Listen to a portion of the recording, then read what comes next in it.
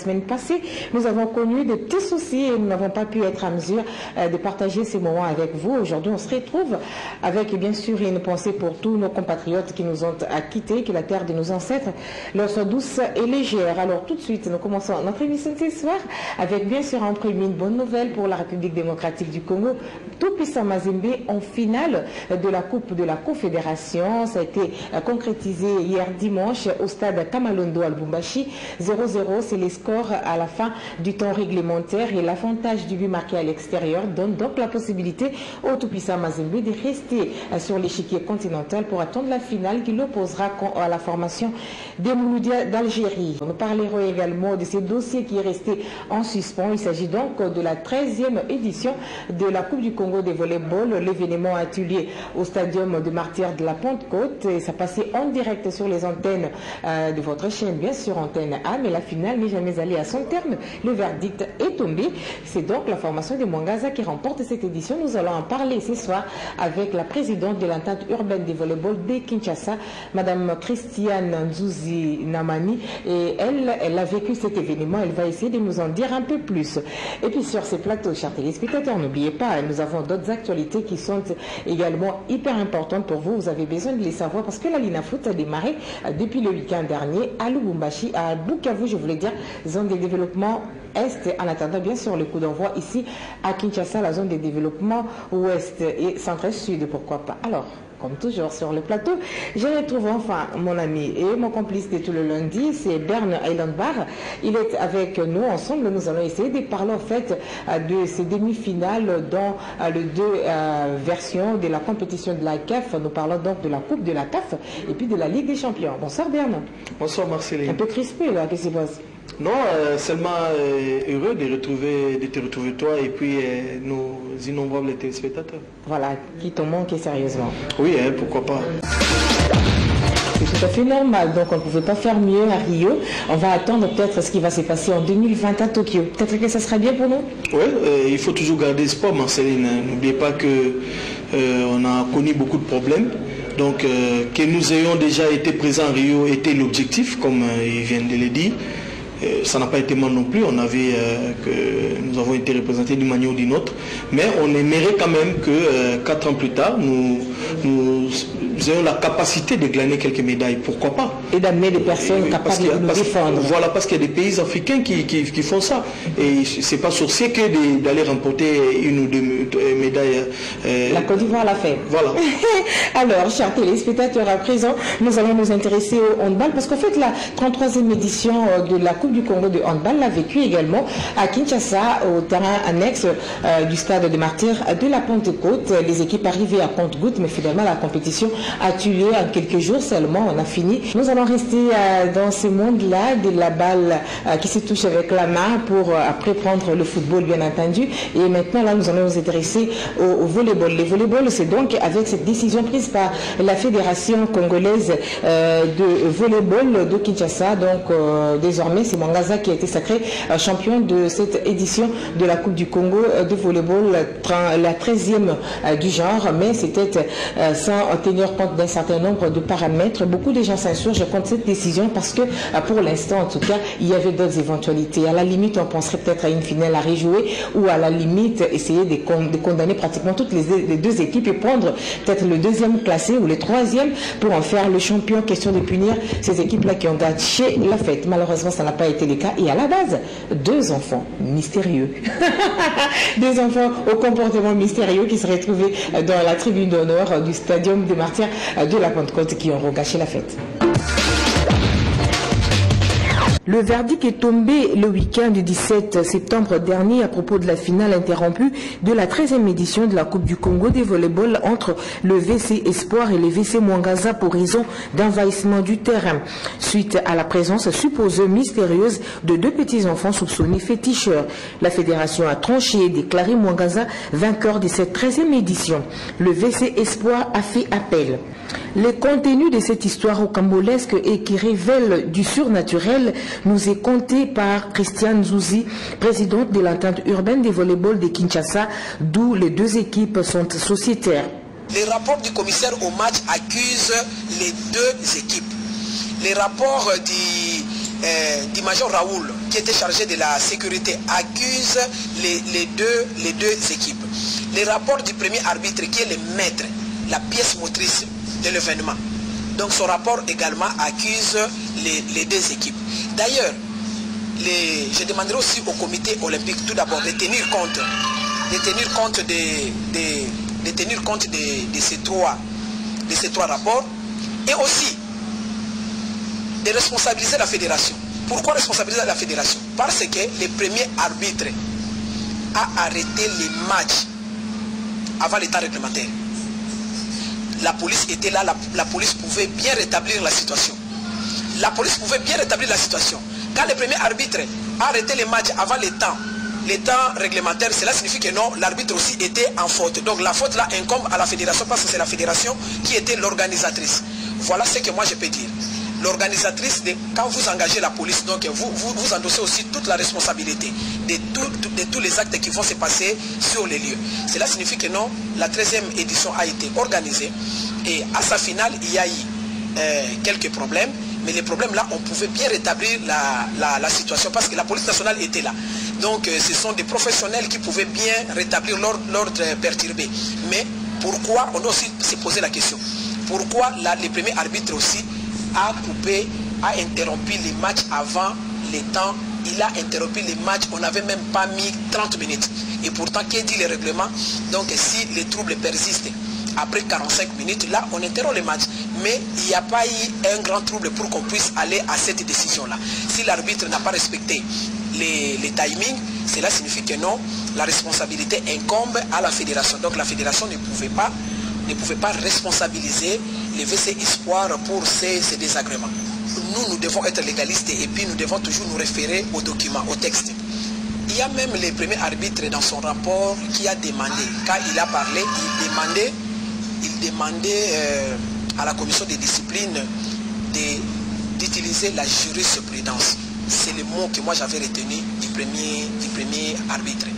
Donc si on tient compte de ces trois rapports, on ne peut pas sanctionner une équipe. Donc il faut sanctionner les deux équipes. Si cela ne dépendait que de moi, soit les deux équipes écopent d'un forfait, soit on fait rejouer les matchs. Si on peut faire rejouer les matchs, moi j'aimerais même que les matchs soient joués à huis clos. Comme ça, tout le monde dehors, et puis nous allons voir maintenant la technicité de chaque équipe. Et si possible, moi j'allais le faire, si possible, faire venir même les arbitres du Congo-Brazza, comme nous en avons l'habitude. Comme ça, les arbitres seront neutres et puis on fait rejouer ces matchs. Parce qu'avec cette histoire de fétiche, il faut qu'on puisse arriver à sanctionner. Moi, je vais vous dire une chose. Vous savez, au championnat local, au dernier match du championnat, il y a eu aussi des problèmes entre VC Espoir et puis VC Mwangaza. Toujours autour des féticheurs. Nous, on suivait les matchs et puis le président du VC Force Terrestre a commencé maintenant à nous montrer les féticheurs qui déjouaient les matchs en faveur de Mwangaza et puis en défaveur de l'Espoir. D'un moment à l'autre, il y a un joueur du VC Olympique qui avait son véhicule, va cueillir les soi-disant féticheurs, il les met dans son véhicule et puis il les sort du stade des Martyrs. Et le match s'est bien joué et puis le VC Espoir avait remporté. Mais lors de la réunion préparatoire du play-off, le président de Mwangaza m'a sermonné devant les sociétaires, soi-disant qu'ils ont perdu le match entre Espoir, ils ont perdu le match contre Espoir à cause de la présidente de l'entente urbaine. Pourquoi? Parce que c'est la présidente qui avait dénoncé leur féticheur. Sans honte, sans gêne, il l'a dit. Et pourtant, ce n'était pas moi. D'ailleurs, moi, je vais en passant, je vous dirais que je suis capitaine de police. Notre grade, on l'appelle commissaire principal de police. Je suis OPJ à compétence générale. Quand on me dit telle personne est fétichère ou bien il fait des gris-gris, moi je ne peux pas croire. Pourquoi? Parce que notre loi est matérielle. Le simple fait que le président des VC Force Terrestre m'a montré quelqu'un avec un bonnet orange, pour moi ça ne me dit rien, je ne peux même pas les chasser parce que je l'ai vu avec rien à mettre. Alors je n'ai pas compris. Il a cru à ça, on lui a dit que c'est moi qui ai dénoncé. Alors ce n'était pas moi. La personne qui avait dénoncé, c'était le président du VC, Force Terrestre. Donc le président de Mwangaza doit combattre avec les comités de VC parce qu'il vient de là. Il était vice-président dans cette équipe-là. Peut-être ils ont des conflits. Alors là, ça, je n'entre pas là-bas. Alors, il m'a sermonné devant les sociétaires sans preuve. Sans preuve. Moi, je lui ai expliqué et ce n'était pas tout. Lors de la commission de discipline, avec les problèmes de la 13e édition ici, chers amis, devant les membres de la fédération, le président de Mwangaza a fait la même chose comme lors de la réunion préparatoire des playoffs. Il m'a encore sermonné devant, il a même souhaité que je ne sois pas là dans la commission de discipline parce que lors du match Mwangaza contre Espoir, c'est la présidente qui avait dénoncé notre féticheur. Donc le colonel, le président de Mwangaza a fait l'apologie des fétiches dans les milieux de sport. Voilà, je vous apprends que non, je l'ai même sanctionné, je l'ai suspendu. Il sera entendu sur PV. Il sera entendu sur PV. Le fait même de parler devant les membres de la fédération que la présidente avait dénoncé non féticheur et pourtant ce n'était pas moi. Donc le fait même de dire ça, de faire l'apologie des fétiches dans les milieux de sport, ça pouvait éveiller aussi même la fédération pour ne pas sanctionner Espoir. Cela signifie que non, il a accepté qu'il recourt aux pratiques fétichistes qui sont interdites par les règlements qui régissent les sports dans notre pays. Voilà. Donc il y a des moyens qui font que non, on ne peut pas sanctionner une seule équipe. Donc cela signifie que non, le président de Mwangaza accepte partout, même devant les gens, sans gêne, et que non, nous pratiquons, nous recourons aux fétiches. Voilà, c'est la présidente qui nous handicape à ne pas, qui nous barre la route pour ne pas pratiquer le fétiche. Et pourtant, moi je l'ai dit, ce n'était pas moi. Mais pourquoi il l'a parlé devant les membres de la fédération? Pourquoi il l'a parlé?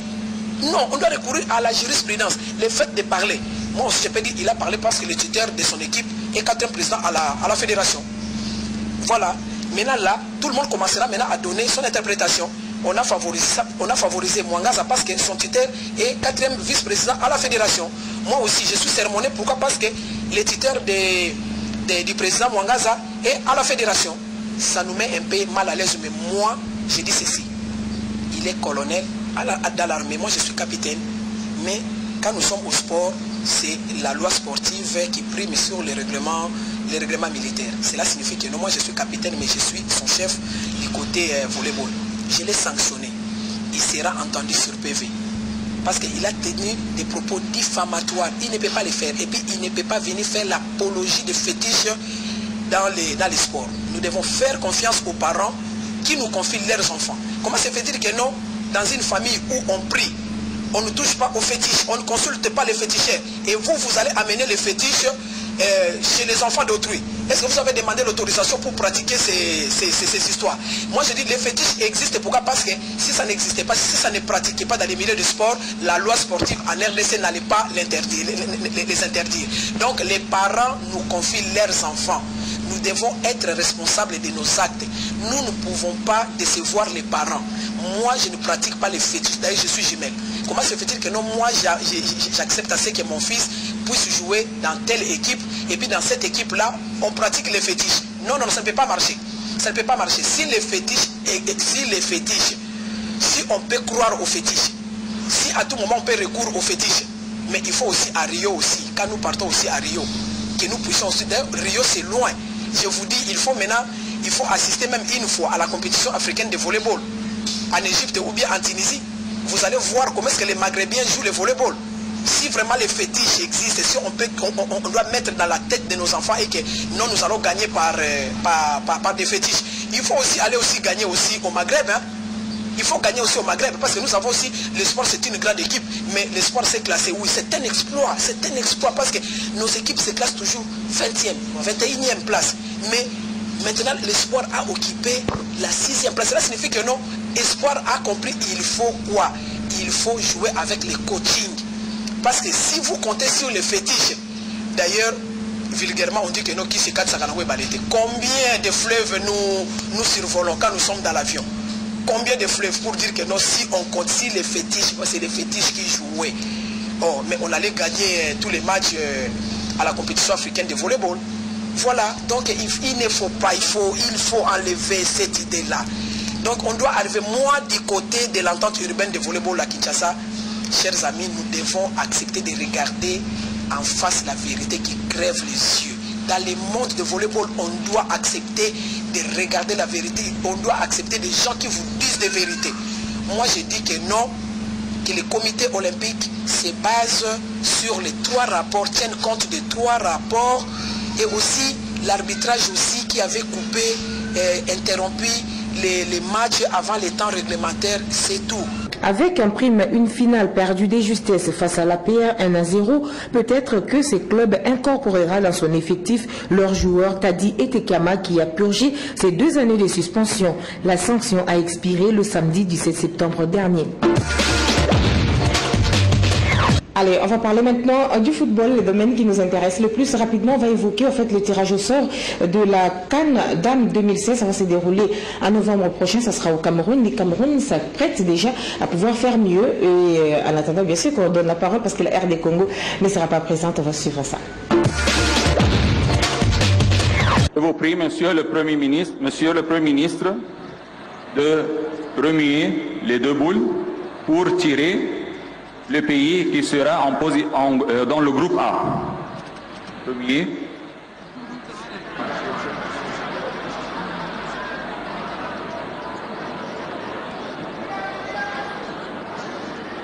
A3.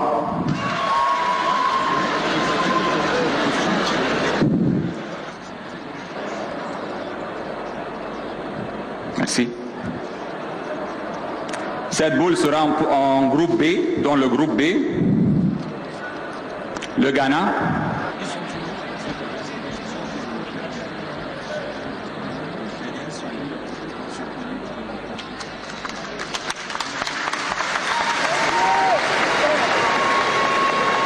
Le président de la FECAFOOT de remuer pour choisir un des 4 pays qui sont dans le niveau 3.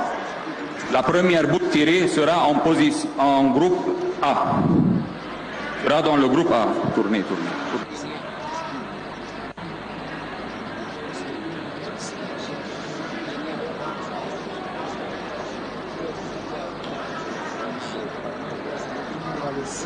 Le Kenya. Dans le groupe B. Je vous prie, Monsieur le Président de la FECAFOOT, de déterminer la position du Kenya dans le groupe B.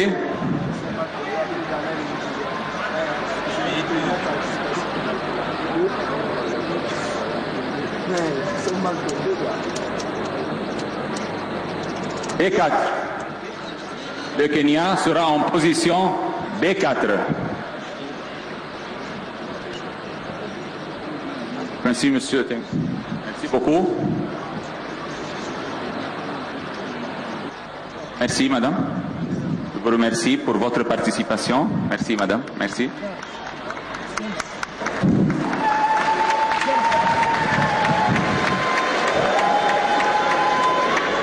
Ainsi,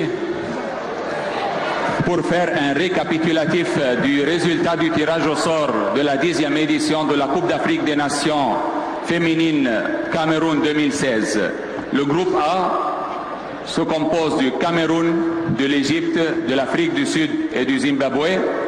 Le groupe B se compose du Nigeria, du Mali, du Ghana et du Kenya. Alors je vous informe, mesdames et messieurs, que le match d'ouverture aura lieu entre le Cameroun et l'Égypte au stade Omnisport de Yaoundé. Alors nous allons maintenant parler du football chez les hommes, cette fois-ci avec bien sûr ces compétitions africaines interclubs, la Ligue des Champions et la Coupe de la CAF. Nous n'avons pas eu beaucoup de choses en tout cas à faire pendant le week-end. Bon, bah, les deux demi-finales ne nous ont pas laissé le goût le plus succulent, l'arrière-goût succulent que nous recherchions, tout simplement parce que se sont joués pratiquement de la même manière. D'un côté vous avez Mouloudia qui était face à Fus des Rabat, score final 0-0, un but partout au match aller, 0-0 match retour. Vous avez le tout-puissant Mazembe face à la formation de l'entente sportive du Sahel. Au match aller, 1-1, au match retour, 0-0. Donc, pas assez de buts. Je ne sais pas si l'Afrique est en train de perdre ses attaquants ou quoi.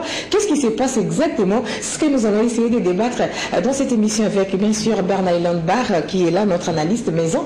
Il va également essayer de nous dire le pourquoi de la bonne performance des tout-puissants Mazembe depuis un certain temps. Marqué de but devient pratiquement un calvaire, alors que cette équipe était habituée à des grands exploits, notamment marquer des buts du genre 3-4 au cours d'une finale, d'une demi-finale. Mais maintenant, là, ce n'est plus le cas. Donc, c'est vraiment avec des scores étriqués que le tout-puissant Mazembe a essayé d'échelonner, en fait, ces différentes étapes de la Coupe de la CAF. Quand il est bien normal de pouvoir se plaindre, quand bien même on sait que Mazembe est d'office est déjà donc qualifié pour la finale qui l'opposera à Mouloudia. Oui, mais il faut d'abord commencer par fêter l'événement. Ouais. Ça reste quand même une qualification pour une finale, une place en finale. Il n'y en a qu'une, n'oubliez pas Marceline. Donc c'est un événement heureux qu'un club de la République démocratique du Congo se retrouve à ce stade de la compétition et que ce club s'appelle Mazembe. C'est vraiment le club le plus constant, le plus régulier de la République. Contre Vans et Marais, cette équipe arrive quand même à faire quelque chose. Oui, franchement, Mazembe reste constant et vraiment régulier. Mais maintenant, quant à la question que tu venais de poser, je peux l'analyser autrement. Exactement. Moi, par exemple, je peux me dire que ce sont peut-être les défenses qui deviennent de plus en plus performantes. C'est les caténatures africains. On retrouve des meilleurs défenseurs africains. N'oubliez pas que dans cette campagne, un joueur comme Joël Kimoa qui n'a pas beaucoup participé, mais Mazembe n'a pas non plus concédé beaucoup de buts. Ça veut dire qu'il y a de la qualité, il y a vraiment le banc quant à ces secteurs, ces compartiments du jeu. Donc il y a aujourd'hui les défenses qui prennent beaucoup d'ascendance sur l'attaque, si bien que les matchs sont maintenant fermés. On peut aussi analyser... au match retour, quand même, c'était pas fermé. Hein. C'était ni fermé ni ouvert, mais je crois que l'histoire de parité quand même est logique. Parce que Mazembe a eu 3 nettes occasions de pouvoir scorer. Oui, donc ça veut dire que c'était ouvert. C'est là que je voulais introduire une bémol pour vous accompagner. Quand vous aviez dit peut-être que c'est l'attaque aussi qui ne tourne pas. Reconnaissons aujourd'hui, Marceline, qu'on n'a plus de joueurs de classe internationale, comme c'était le cas avec des garçons comme Trésor Poutou, capables de faire la différence. Voilà. Des tueurs. Depuis son comportement, nous les regretterons toujours. Non, mais ça reste aujourd'hui, à ce jour, le meilleur buteur des compétitions club en Afrique. 46 réalisations, il est le seul. C'est pas donné. Hein. Voilà, donc ces genres de joueurs, il faudra encore les rechercher, il faudra tout faire pour les trouver dans des clubs. Ils sont phénoménaux, mais il est phénoménal, je voulais dire, mais ce que je déplore, pourquoi cet enfant-là ne rebondit pas? Qu'est-ce qui l'empêche de rebondir? Est-ce que on connaît son entourage ne sait pas qu'il y a un adage qui dit l'humilité précède la gloire. À un certain moment, il faut se rabaisser pour être... Peut-être qu'il est déjà dans cette école d'humilité. On va essayer de voir ce qu'il sera capable de faire tout au long de cette année. Mais je disais, pour revenir au débat, qu'il y avait des joueurs de trempe internationales comme Poutou, comme Samata, n'oubliez pas, comme Moubé Ndombe qui ont fini comme des meilleurs buteurs. Aujourd'hui, il n'y en a pas trop. Et bon, Bolingui est là, mais on reconnaît qu'il a encore des problèmes. Il titule un tout petit peu. Ça marche aujourd'hui. Et puis, 2 jours après, ça marche. C'est pourquoi un match comme celui-là peut finir sans un but marqué. Et là où j'appelle les chaudrons des Kamalondo, c'est quand même assez décevant pour les supporters. Mais je pense aussi qu'il y a un aspect psychologique dans cette histoire-là. Parce que n'oubliez pas, Marceline, que la demi-finale retour, c'est toujours un match fermé, comme on dit. C'est toujours bloqué parce qu'il y a un résultat qui a déjà été fait au match. Mais il a dit quand même qu'à la fin, en tout cas l'équipe de l'entente sportive Sahel, entente sportive du Sahel. Oh là là, finalement.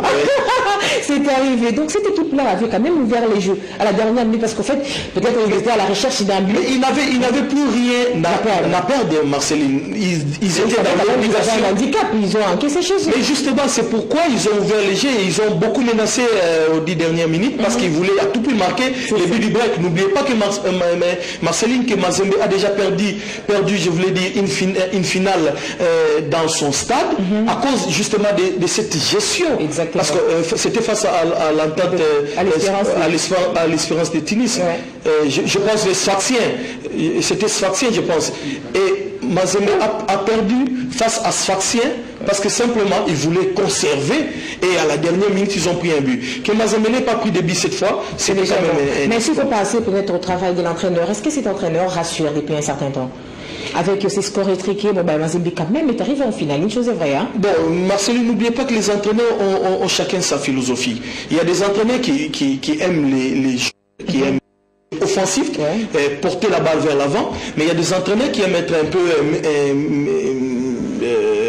fermés, qui aiment plutôt conserver, qui aiment d'abord la rigueur défensive. D'ailleurs, ces derniers temps, c'est Assap qui est privilégié Florent Bengué. À la première période, on joue avec cette rigueur défensive, généralement avec des milliers de récupérateurs.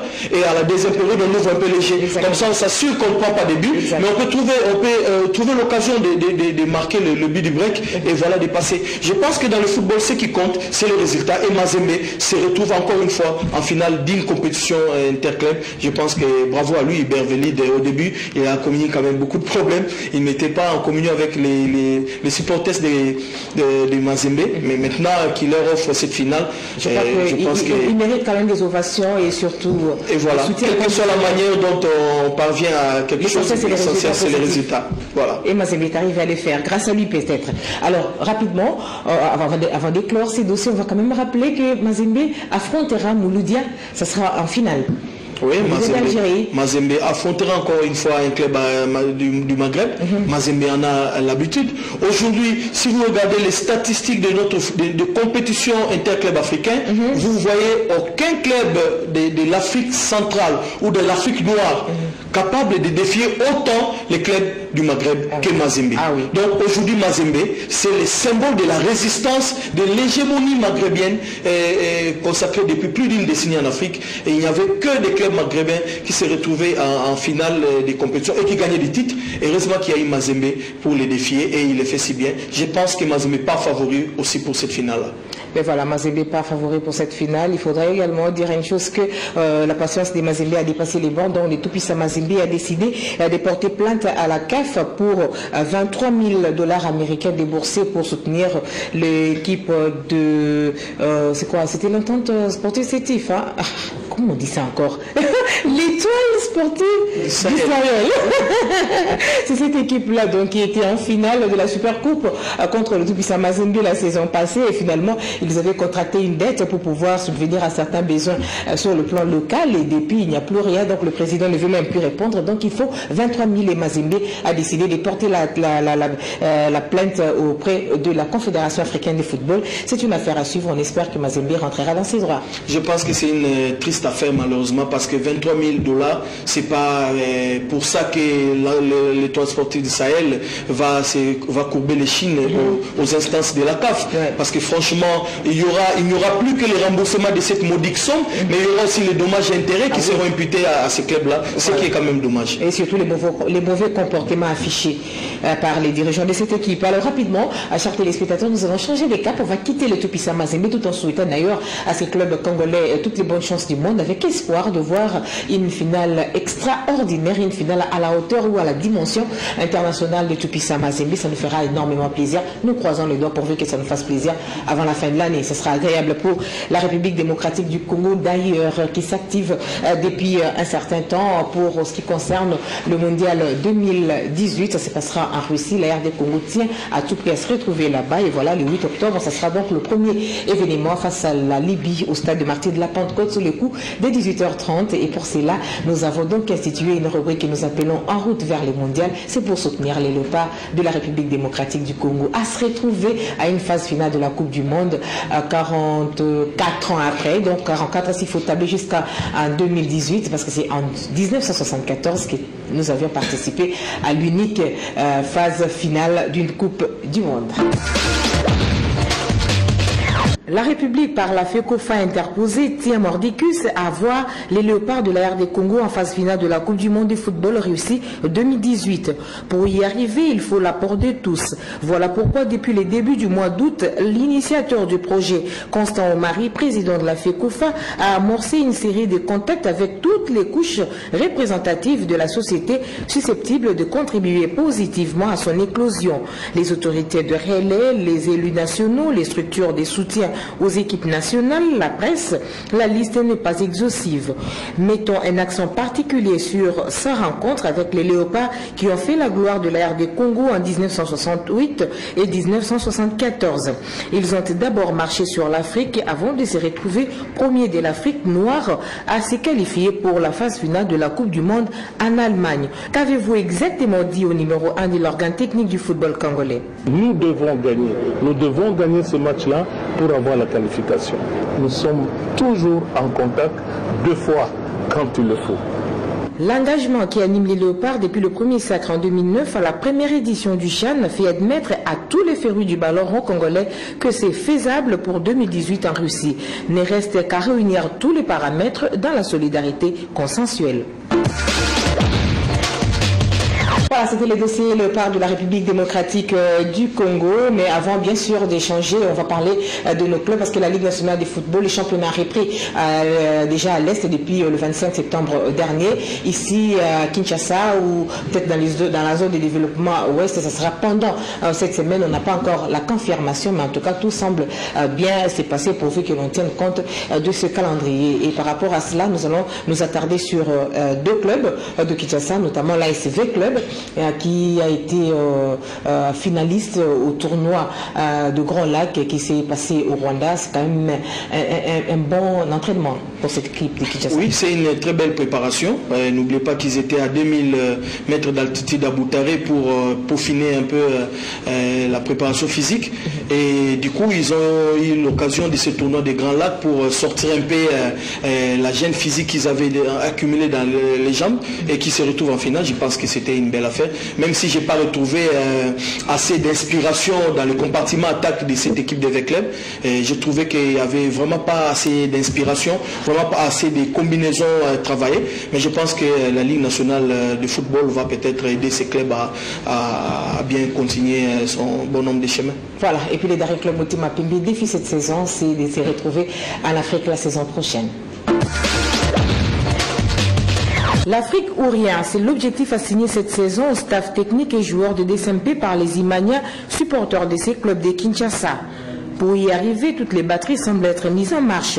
Du point de vue technique, les encadreurs sont à la fois rodés et pragmatiques. Ils ont, grâce à un apport financier conséquent mis à leur disposition par les dirigeants, pu se procurer des joueurs capables de rendre effective cette ambition, surtout qu'ils ont laissé bonne impression aux playoffs de la saison passée des 2-1. Les arrivées des joueurs d'expérience et des grandes valeurs venus d'ailleurs confirment cette hargne. C'est le cas des Augusto, les Brésiliens, di Neymar, par ses passes précises et sa touche particulière du ballon. Le renouvellement du contrat des Koné l'Ivoirien, l'homme aux sensations fortes, est toujours décisif. Diarra avec ses percussions, Keïta, le centrafricain à la classe internationale, et Kazadi Zadio, l'homme du moment, pour ne citer que ceux-là. Bref, un recrutement conséquent pour un objectif précis. Du côté des supporters, les expériences négatives antérieures ont servi des leçons, surtout avec la mise à jour du nouveau barème des sanctions pour tous ceux qui vont à l'encontre de règles édictées par la FECOFA. Les dispositions ont été prises par la commission ad hoc de ces clubs pour sensibiliser le supporter et les informer correctement et régulièrement de ce qui se passe dans leur club. Une façon de mettre un terme au colpotage, aux rumeurs qui parfois conduisent aux actes antisportifs. Ce palliatif contre la violence sortira ses effets au démarrage du championnat d'élite. Gare à quiconque des Immaculés qui s'y opposera. Voilà, chers amis téléspectateurs, avant de mettre un terme à cette émission, rapidement, nous allons quand même essayer de rappeler le grand titre de cette émission. C'est la déception du mouvement sportif de la République démocratique du Congo suite à la pratique fétichiste qui est devenue pratiquement une affaire de tous. Ça s'est fait en plein air et personne ne s'y inquiète. C'est quand même dommage pour un si grand pays comme la République démocratique du Congo qui a eu des valeurs par les passés, qui a fait parler d'elle à travers le monde, d'ailleurs notamment avec l'organisation l'organisation d'un combat qualifié aujourd'hui, le combat du siècle, Mohamed Ali George Foreman. Normalement, nous devions être dans le firmament du sport dans le monde. Malheureusement, nous sommes en train de régresser parce qu'aujourd'hui, nous ne misons plus sur les entraînements, sur tout ce qui entoure, en fait, une bonne performance, mais plutôt sur le fétiche. J'ai comme l'impression que d'ici là, même pour sourire, on doit recourir au fétiche dans ces pays. Hein. On aura tout vu. C'est quand même triste, Marceline. Les fétiches n'ont rien prouvé depuis. Et on a vu avec des clubs où on a mis du sérieux, on a mis de l'argent, on a mis beaucoup de conditions. On a vu que ces clubs-là ont fait la différence. Mais à chaque fois, on voit quand on va par exemple dans un stade où on a déjà un score à l'avance, mais on trouve que c'est pas c'est à quoi on s'attendait. On voit que les sports se pratiquent plutôt sur le terrain. Et il ne faut pas faire fi à tout ça. En 1974, on entend dire qu'il y avait tout un avion plein de féticheurs et on a rien ramené. On a pris un triste score à 0. Allez. Voilà, ceci étant dit, nous allons mettre cette fois-ci un terme à cette émission en remerciant pratiquement toute l'équipe qui nous a accompagnés. Ils sont nombreux, merci, ils étaient sous la coordination de Georges Kabongo. La prochaine fois, on passera à vous. Nous avions eu beaucoup de choses à dire parce que nous avons connu une semaine de trêve et nous nous retrouvons avec espoir que tout va se passer comme il se doit et que la semaine prochaine, on va se retrouver. Vous savez que les sports, c'est quand même des licences populaires et que beaucoup de gens ont besoin chaque jour et chaque semaine de pouvoir vivre des très bons moments à travers les sports. Donc, chers amis, donnez-nous la main, donnez-nous, aimons la paix parce que ça